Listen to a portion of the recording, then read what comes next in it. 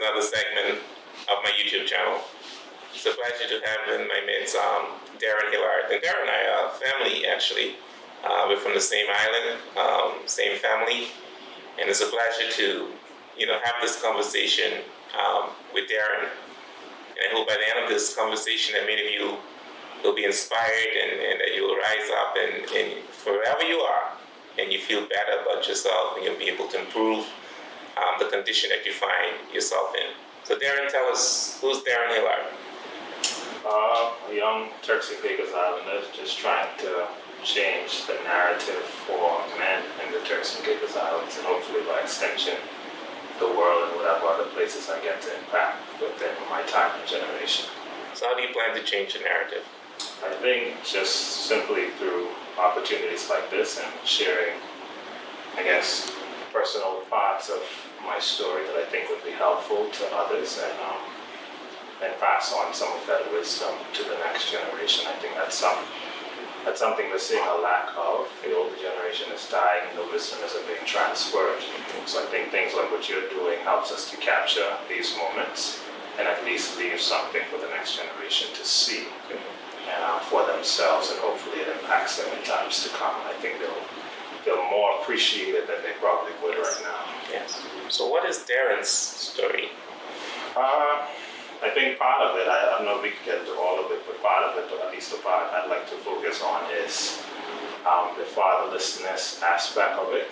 And just for the purpose of this interview, because I think that word can become a little tricky in Caribbean societies. Yes. So just for the purpose of this interview and from the perspective of, I just think basic human needs, I think there's a few ways I try to define fatherlessness, I think.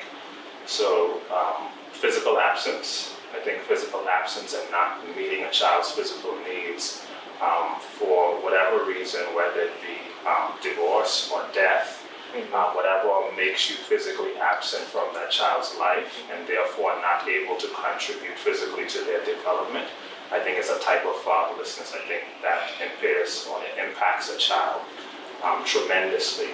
And statistically, I think we're seeing a lot of that to the point where in most cases it's being referred to as an epidemic, right?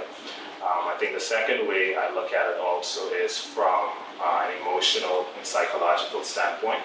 So whether you're physically present or not, if you're not meeting that child's emotional needs and mental, psychological needs through affection, through affirmation, through just being present and attuned to what they need at an emotional and psychological level. I think if you're not meeting those needs as a father, that could also impact the child significantly and deeply, right? A big impact. A big impact. And then the third one that I like to throw in there is the spiritual aspect. And we don't talk about it enough, but I think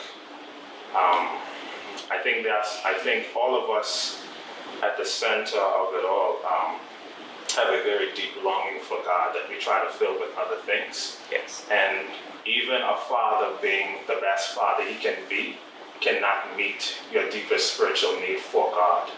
And so I think if a father is not aligned with God or is does not have a relationship with God and is raising his family according to that, to those principles, I think they run the risk of raising that child in the image of themselves instead of the image of God, right? So I think even that in itself has an even deeper impact than the physical and the emotional, because those spiritual needs, I think, drives many areas of our life. And so for me, I think I've had a culmination of all three of those types of things. I think physically, my parents divorced very early. So you were early, you were young?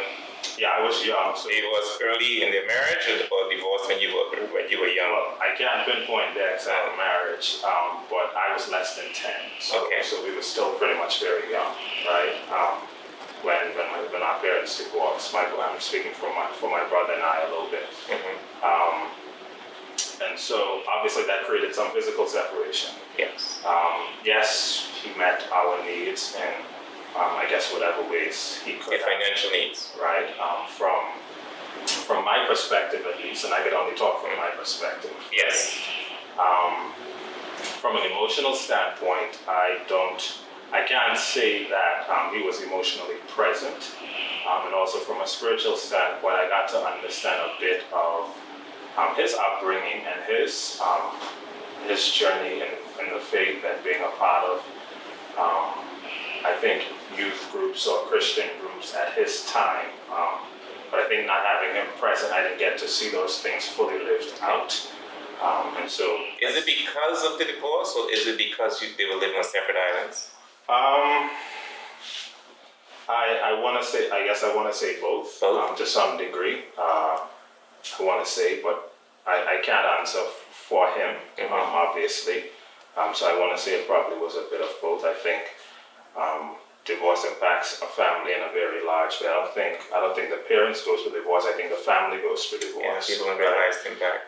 And so I guess my parents were going through their own thing, but at the same time, we as siblings and as their kids were also going through our own thing.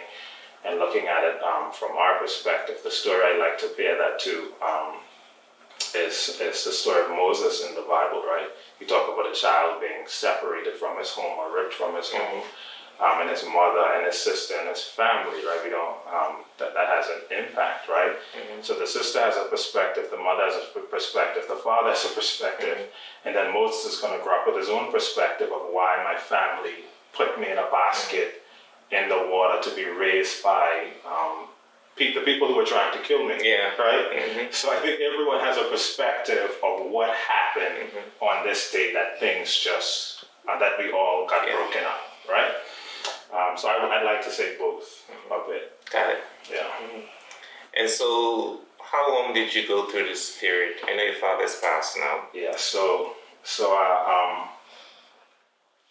I guess from that age, which for me, as far as I can remember, was around 5 or 6, if I'm not mistaken.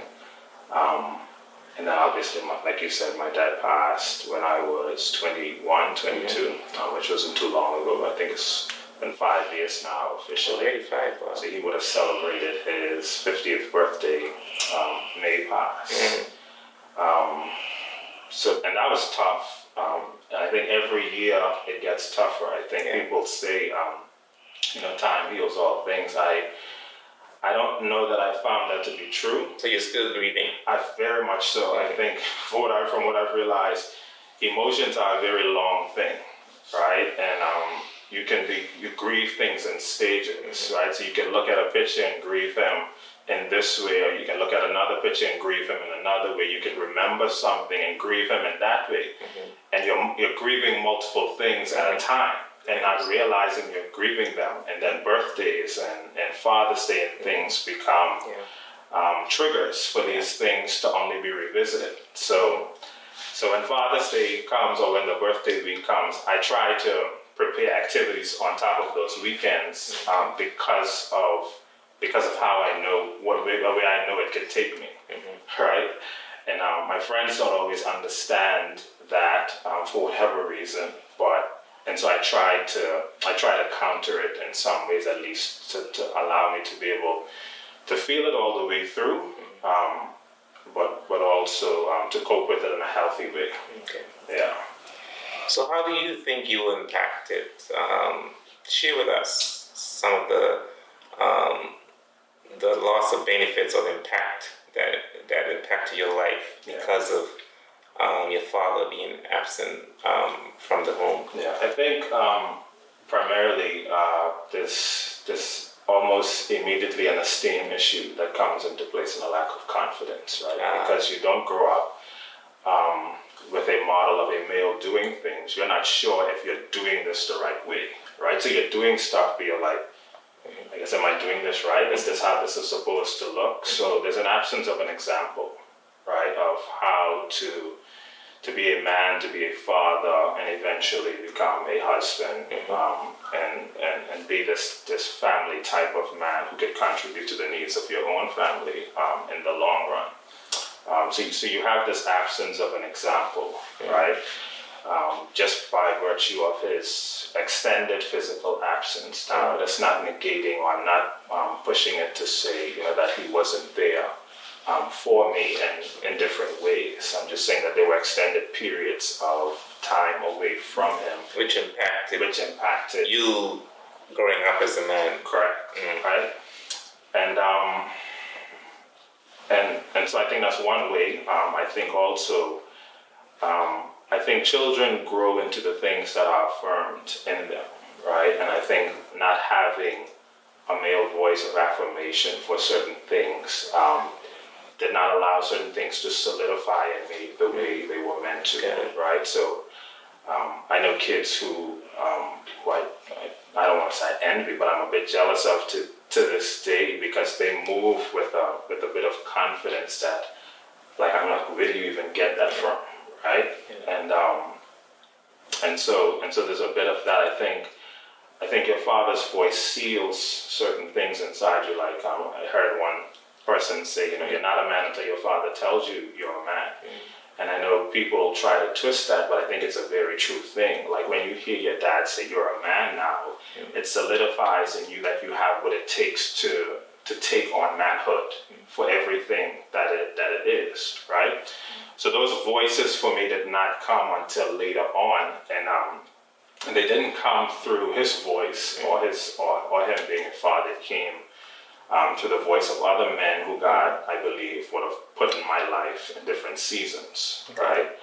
And I think for me, that is the principle I try to share, which is that you don't necessarily, for those that would have lost their father or in a difficult space with their father, with that relationship, has not yet reconciled. What I realized that you don't necessarily need your father, but you do need a father, right?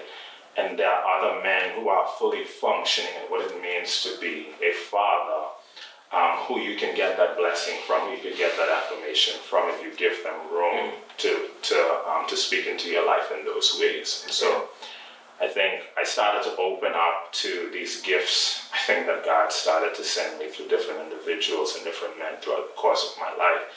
And then I started to look back into my story a bit and realize that these men were there all along, right? It was almost as if God was fathering me through different men all along, even in his absence, right? So I look as far back as high school, right? There was a Bishop Fulford who called my mom because I was supposed to start high school here in Provo. The school wasn't completed, and I was so eager to go to school. I found a used pair of uniforms and made my own books and enrolled myself in school in South Caicos that year just because I wanted to start high school. So I started the first maybe 2 months there until the school was open. Had to leave because my school was opening, and then the next year Bishop Fulford calls my mom and says, I want your son to come back to South Caicos. So he almost intervened in that situation, and because of that, so while I was here in South Caicos, he took me on, personally pulled me next to his desk, gave me extra work, challenged me with work that was beyond my grade level. And I remember there was an incident where there was a really close friend of mine who he and I weren't talking, and somehow he got news of it. So he drove up to the school one day during my lunch break and said, come sit with me just to talk me over this, to say why, what happened between the both of you, because I guess it had become very visual or obvious to people, and he just decided to intervene, right? So I never paid attention to those things until later on, right? But there was just these different men popping up at the beginning of high school, throughout high school, as I became more immersed into the church.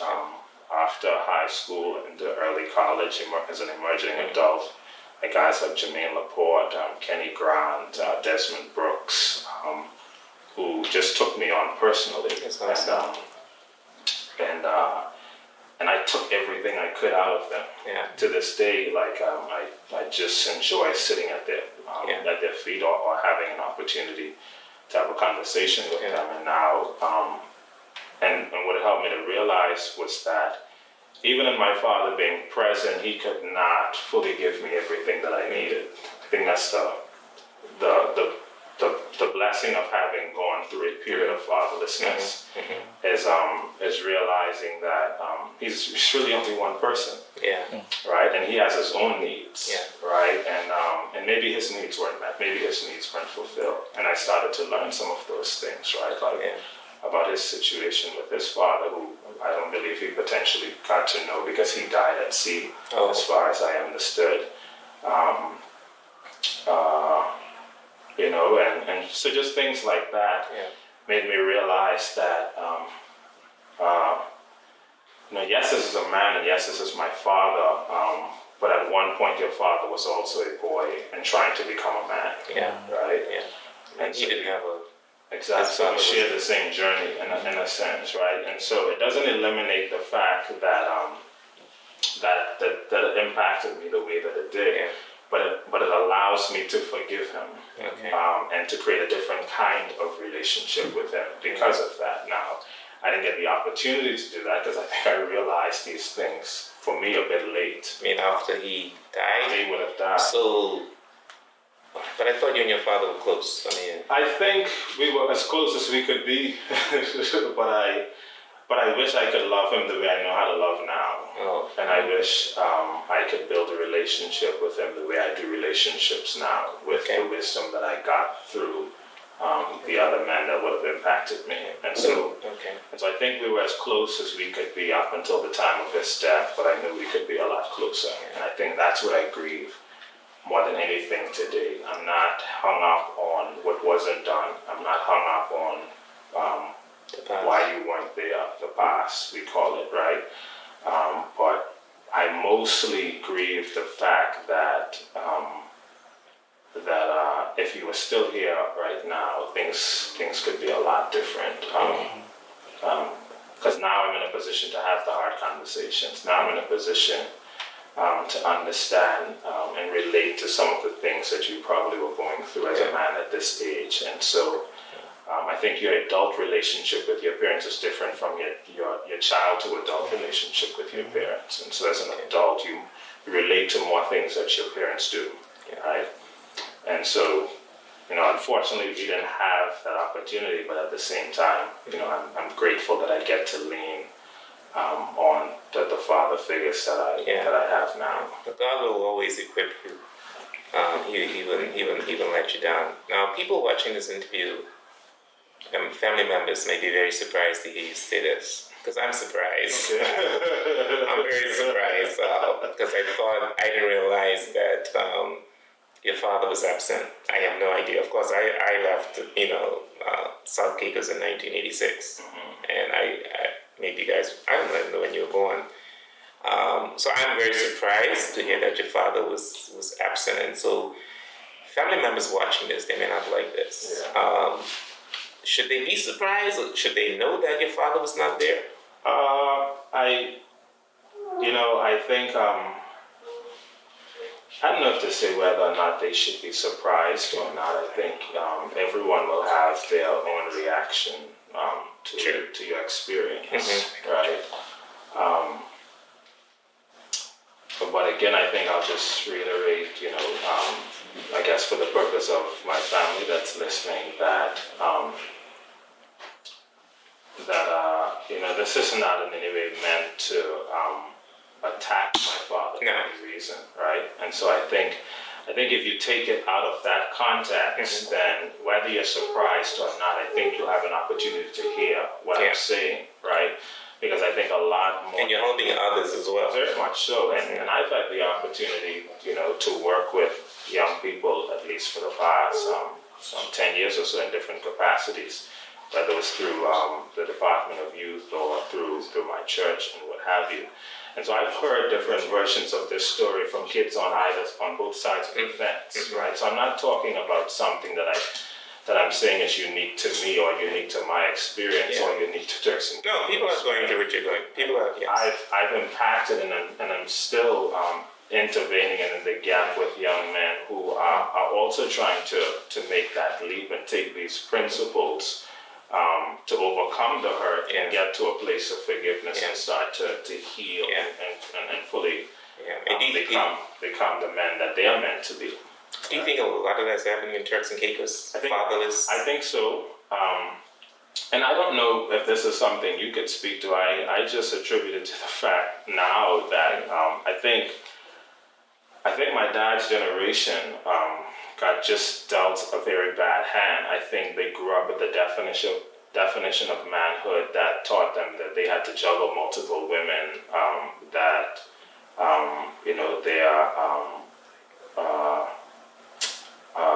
I guess their athleticism or their muscularity or their physicalness was the defining factor for their manhood and things like this. And so I think they grew up with a very limited definition of what it means to become a man and thus also become a father. Because you're fathering your child into the definition of manhood that you hold, right? That's essentially what you're doing.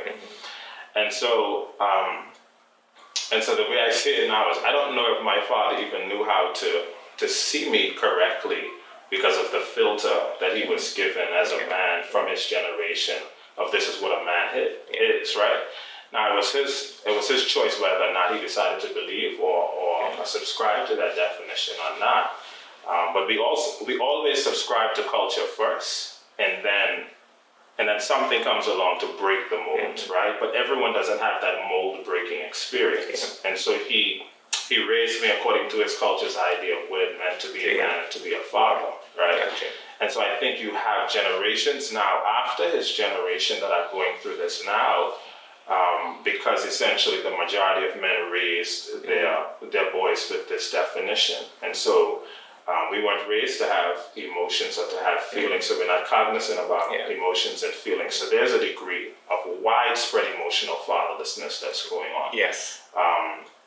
Most of the men either in past or during that generation or before, and particularly in the Turks and Caicos context, were fishermen or were laborers of some sort that took them out of the home, right? So their definition of what it means to be a man was providing for the family, which took them away from the home, which means that they were physically absent, right? So I'm not demonizing these things to say that, because they happened, this was just how these men decided to be, and they knew they were hurting their children, and they just kept on going. No, you function out of a definition that served that served those principles for whatever they were meant to achieve, right? Now it's up to you to redefine that and say, I'm going to do something differently. But what if your generation didn't give you the opportunity to be something different, right? What if the way jobs were structured made it more that you were out of the home than in the home? What if the way that, just society was structured made you the way that you are, right? Then even if you didn't want to fail your kids in those ways, you didn't have another example, you didn't have another way. Sure. And this is not the generation of TV personalities who had access to all of these books and technology and this wealth of information that we now have to take the opportunity to change the narrative. They didn't have that, right? Got it. So I think even if I had this conversation with my father in this way, it would have taken him some time to catch up, to see what I'm saying to him. Because he probably didn't even realize. Because he probably just wouldn't have realized, what are you saying to me, right? And I would have had to understand that. Because he's probably thinking that he did a great job. He did a great job. So for all intents and purposes, he probably thought he did an excellent job, right? And he served the definition of what his generation told him what it meant to be a man and a father, right? So now I understand that, and that's why I'm able to say I don't grieve so much the past. I'm grieving the relationship I could have had as a result of the wisdom that I now have to carry out a relationship with him in a different way. Yeah. So how old were you when your father died? I was 21, 22. I just started working for Cable and Wireless, and the year after my first year, he died. That February 19. So you never had a conversation with him about him being absent from you? I think he heard bits of it. I don't know if you didn't direct. What do you mean he heard? You didn't. Well, I think I talked about it in different spaces. I think. Without having a one-to-one conversation with him. Oh, yes, why is that? I didn't think I could talk to him at the time, right? Because we didn't have that. So if you and I don't have a conversational relationship, and we're not used to breaking down these big walls and these big concepts together, then why are you going to be the first person I run to have these conversations? And so that was as simple as that. So it's not that I didn't want to, it's just that I didn't have the relationship or the courage, I don't think, to have the conversations at that time. So what advice would you give to fathers? I mean, to see what you've gone through, you look back now to see what was absent. Yeah. And there are fathers out there who are watching this, and they're providing the finances for their children, and they think they're doing their part. Right.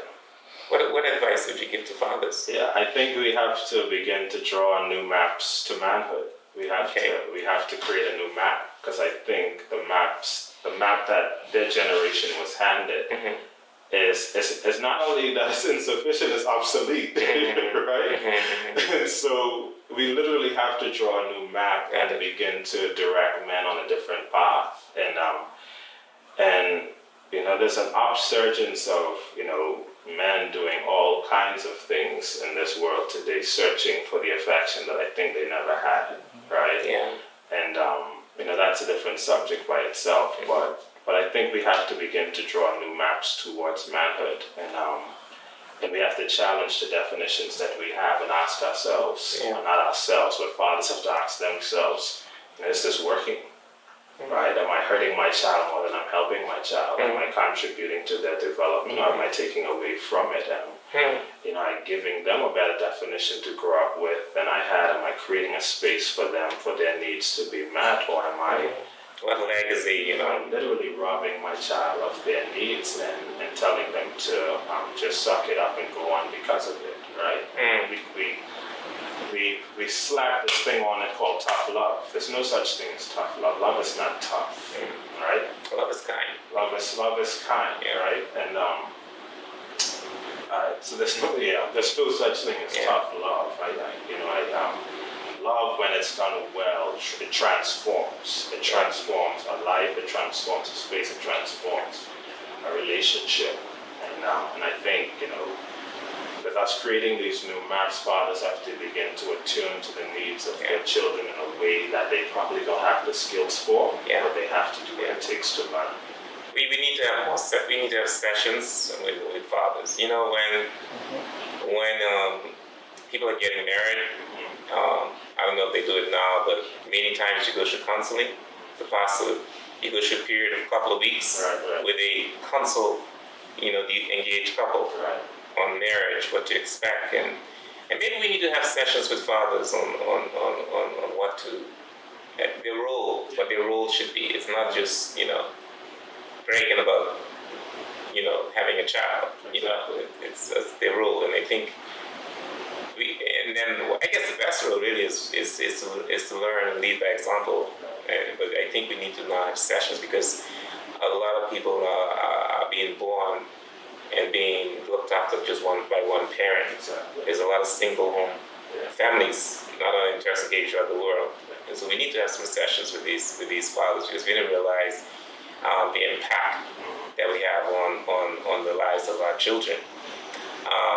What about your brother? I mean, does your brother, you cannot speak for me, he's not here. Does he feel the same way that you feel?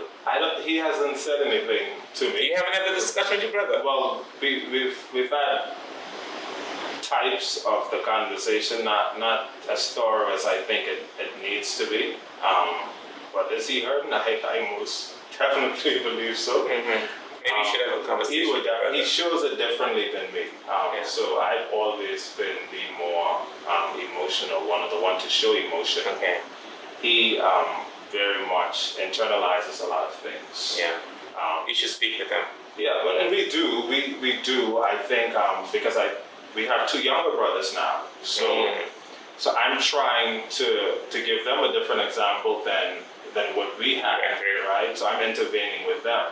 Okay. So he gets to see that, and he gets to play those roles at whatever times they go to visit him. And when he has the three of them are in the UK together. I'm the only one here.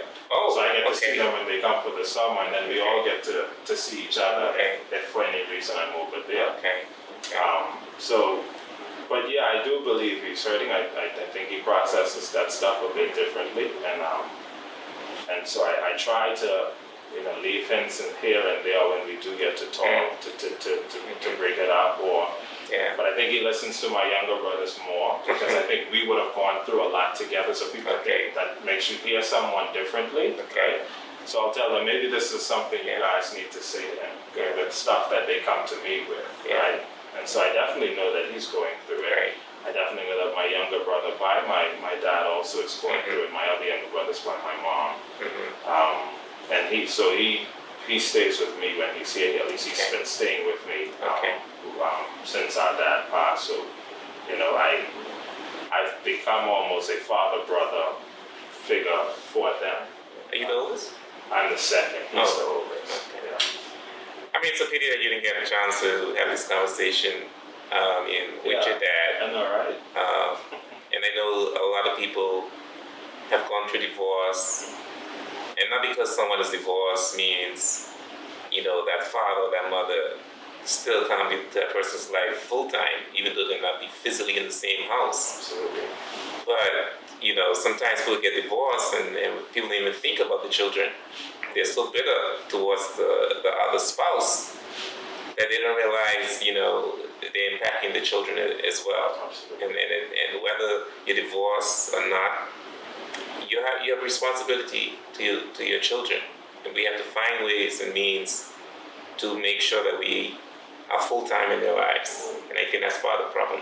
You get divorced, you divorce your wife, or you divorce your husband. You didn't divorce your children, and I think that's part of the problem. When people go through divorce, I'm not divorced, but my sister is divorced. And it's like when you get divorced, it's like you divorce the entire family. And it shouldn't be that way. Yeah. And I think, a lot of these things happen the way they happen or play out the way they play out for a lack of counseling.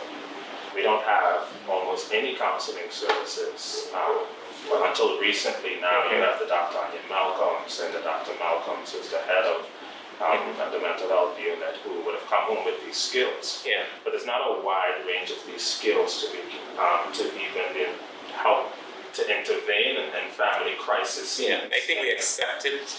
Yeah, It became part of our culture.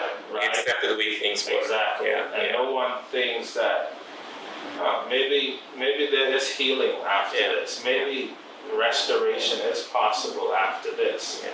But we don't even go that far. Like you said, we accept that it happened. Hey, it is what it is, right? But it doesn't have to be that way, right? I think if a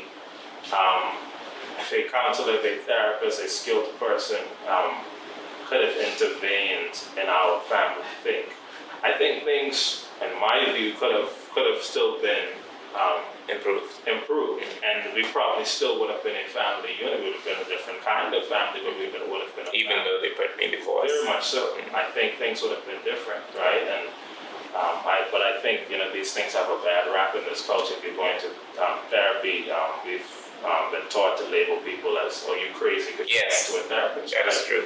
So I think these things push us away from the help that we need, right? And even in terms of churches, I don't know how many pastors during that time would have reached out to my mom, or at least I don't remember a lot of pastors intervening. We went to church every Sunday, right? And I can't tell you how if a pastor has sat down with our family up until this day to counsel our family through this period. And this is now almost over 20 years now, right? And I'm like, but I'm in church every Sunday, and you're preaching to me every Sunday, and you're wanting me family, and we're part of this community. But no one has sat with us as a family to say, how do we begin to help this family meet these needs in this family for what they're going through, right? And but I think that's what church is supposed to be. It's supposed to, for the brokenness that we've experienced in our families of origin, the family of the body of Christ is meant to step up to the plate and meet those needs in whatever way they can. But you're going to change that. Very much so, right? Well, Darron, I really enjoyed this conversation. While this conversation is really sad in a way, your father's my second cousin. Okay. Yeah.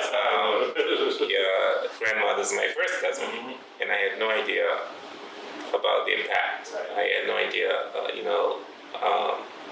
him being absent from you physically. I didn't know that.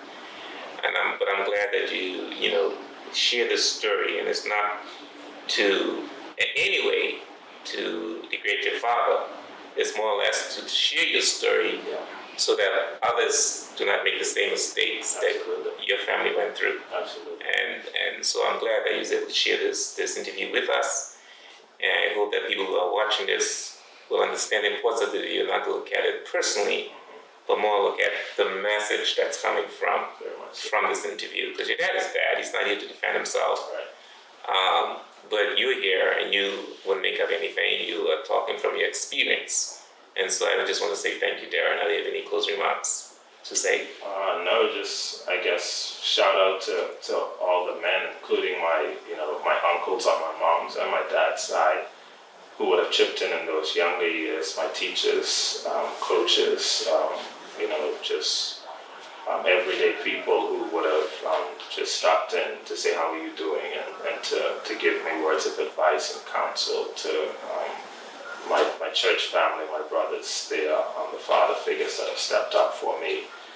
Just thank you, because you didn't have to, right? But you allowed your voice, your hands, your foot, and the resources that God has given you you've decided to use those things to father me.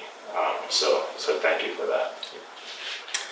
Well, thanks again. You've been watching my YouTube channel. Please remember to subscribe to my YouTube channel. You'll continue to hear more stories on a weekly basis from Drexel Seymour. Thank you.